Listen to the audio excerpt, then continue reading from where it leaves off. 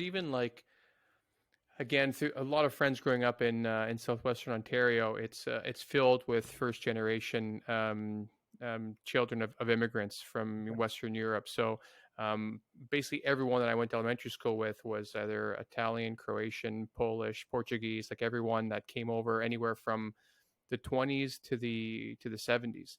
And Right. the conversations that I'm having with those friends late like now, and everyone's talking about, yeah, like they were so worried about, if their children would do well, and they wanted them to have stability, and they were trying to make ends meet, maybe sending some money back to their brothers and sisters, or Right. parents in the mother country, so to speak, that like feelings were a bit of a luxury, because you're just worried about putting food on the table, Right. providing, and there was no such thing as relationship counseling, and there was even a stigma against it as well. So you're two Catholic people, you get married, you do your best until you both die, and whatever comes between Right. over those years is just what happens. Yeah. Whereas now you can't even open up Instagram without seeing the secure relationship, what boundaries mean. Like there's so many more resources now. It's almost comical compared to It's one amazing. generation back. It really is amazing. And the friends that you were talking about, it's really a lot of immigration. There could be immigration trauma to the way their host country receives them.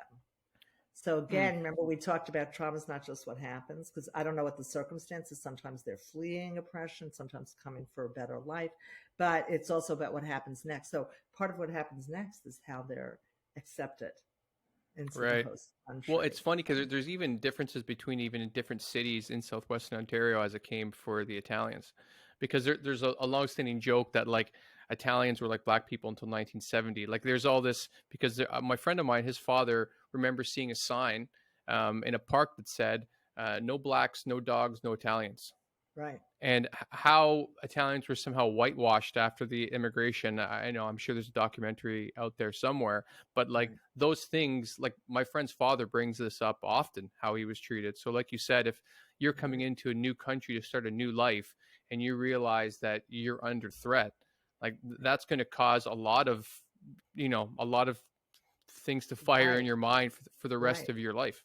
Right. And, talking about perceived threat, whether a threat is real or not, if you're perceiving it as a threat, it Mm, does get stored in those ways I was talking about before. right. Those experiences, if you're left feeling under threat for a long time, that also Right. So the gets transgenerational trauma, they're not saying that it's potential that it's epigenetically transferred through multiple generations, but it's also done through parenting styles and through how people have adapted to those things. So it's not just through right, DNA, it's just right. through learned behavior. Like for Exactly. example, like Exactly. the advice I was getting growing up was probably coming from my grandmother, who was born in the 20s, or I believe early 30s. So like I'm getting advice that's 60 years old.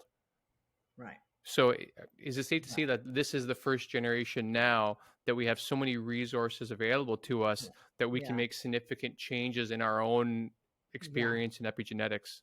Yeah, and the way I work with it in EMDR, because EMDR is so memory focused, and I have the sense that these traumatic memories from ancestors are somehow also encoded in the next generation. So, and it's a matter of being able to locate it. So I'm trying to, Huh. in order to process them. So Right.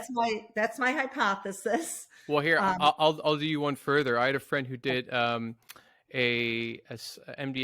and psilocybin journey yeah, not too long ago, maybe in the last year, and they yeah, said that in the middle of their journey, they were talking to ancestors and relatives from yeah, generations past yeah, that were giving them advice. And so yeah. many people would say, well, you've heard stories, and it's your brain, it's how your brain's explaining these to you. But I guess it sounds like you're more curious of like if these people are actually stored within us.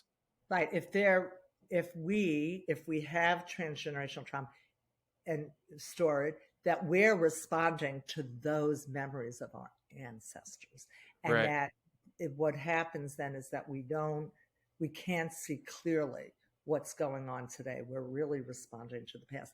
And as far as the journey of your friend, I it takes you into non-ordinary consciousness. So, we all know what we're able to access consciously now, but that doesn't mean, obviously, psilocybin and MDMA is showing us that there's access to other stuff